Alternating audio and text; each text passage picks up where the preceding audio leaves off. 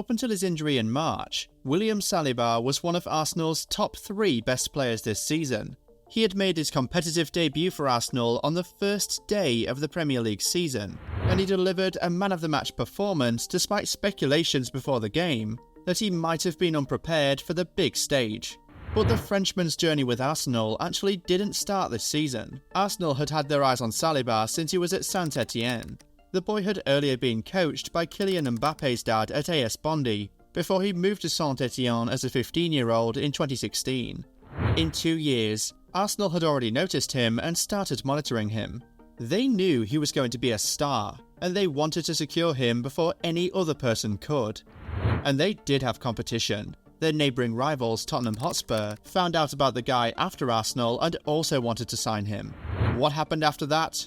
You'll find out after you give this video a thumbs up and subscribe to the channel. Done? Okay. What happened was that Arsenal beat Spurs to his signature. It was actually all down to Saliba's choice, and he chose Arsenal over their deathly rivals. In 2019, Arsenal signed the teenager from Saint-Etienne for £27 million. He was just 18 at that time, and he was a signing made for the future. The lad was given a 5-year deal, but immediately then loaned back out to Saint-Etienne, where he spent the 2019 to 2020 season. He returned to Arsenal in 2020 and went on the pre-season tour with the team. He was even on the bench when Arsenal beat Liverpool to lift the 2020 Community Shield, and that still remains the only trophy he has won in his young career. But he wasn't yet very convincing for Mikel Arteta, so Saliba was left out of the first team squad for that season. For the first half of the season, Arteta made the Frenchman play for the Arsenal under-23s, a decision the boss would later admit to regretting. Then, in January, he was sent out on loan to Nice until the end of the 2020-21 season. In his first month there, Saliba was named the club's Player of the Month. He showed signs that he could be great at Nice, but Arteta still wasn't yet convinced, so he loaned the kid out once again, this time to Marseille. It was at Marseille that Saliba transformed from a boy into a man. He quickly became a starter, and he went on to play 52 games for the club that season alone. In his loan campaign there, he helped Marseille reach a European semi-final, while also helping them finish second on the Ligue 1 table behind PSG. That season, William Saliba stood out so much that he was named Ligue 1 Young Player of the Year and almost made it to the Ligue 1 Team of the Year. After watching him hit such heights, Mikel Arteta knew it was finally time to integrate the boy into the Arsenal first team. So, when Saliba returned after his very successful loan spell at Marseille, Arteta welcomed him with arms wide open and handed him the number 12 jersey. With what he had done the previous season and in pre-season, Arteta wasn't concerned about easing the young defender in. He was sure he was fully prepared for the biggest stage. So, in the very first game of the 2022-23 season, he gave William Saliba a start. And although the tension was high before and during the match, with that game being a London derby, Saliba, only just 21 years of age at the time, delivered what the BBC described as an unruffled and virtually flawless performance. He helped Arsenal keep a clean sheet in that game, but just 2 games later, he showed that he had another dimension to his game by scoring against Bournemouth. And he didn't just score, he scored a damn beautiful goal that even the best of strikers would be proud of. The goal was nominated for the Premier League Goal of the Month and won the Arsenal Goal of the Month award for August. He did that while also helping the club keep a clean sheet in the game. In the next game, another London derby against Fulham, he provided the assist for the winning goal. It was a little scrappy, but they all count, don't they? So, just 4 games in, William Saliba had already shown that he was a complete package. He can defend really well and help the team keep clean sheets. He can assist, and he can also score really amazing goals.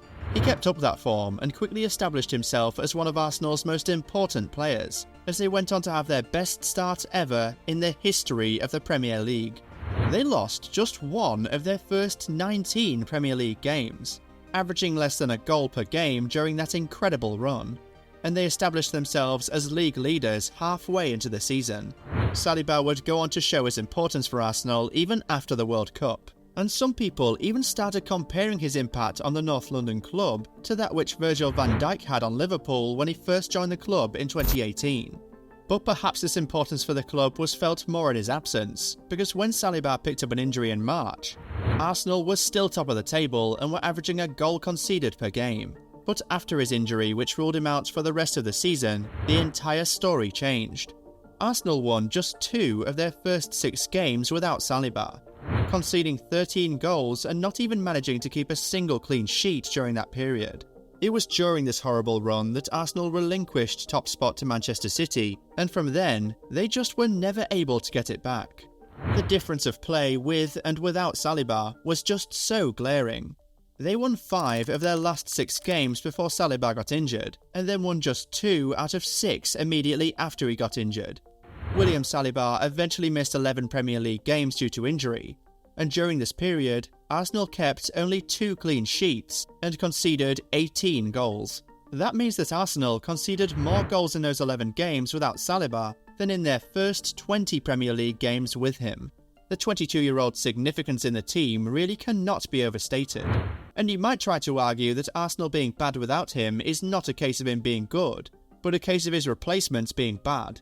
But that would only be telling half the story. Yes, Holding and Kivior were not exactly at the level a club in a title race would want, but that doesn't take away from how good Saliba has proven to be.